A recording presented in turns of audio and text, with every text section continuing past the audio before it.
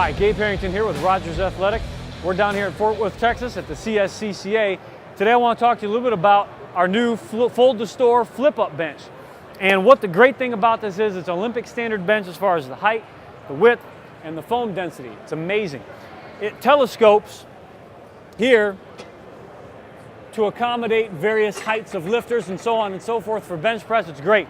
But the best part about it is when you're ready to get into the squat, or if you just want it out of the way, you literally just flip it up.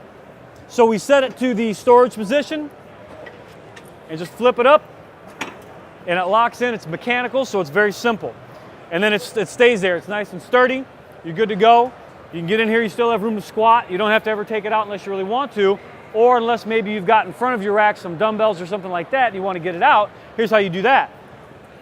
Just flip this up. Let this come on down. Come around to the back. Unhook. And you're done. Pretty awesome. Check us out at rogersathletic.com or contact your local sales rep.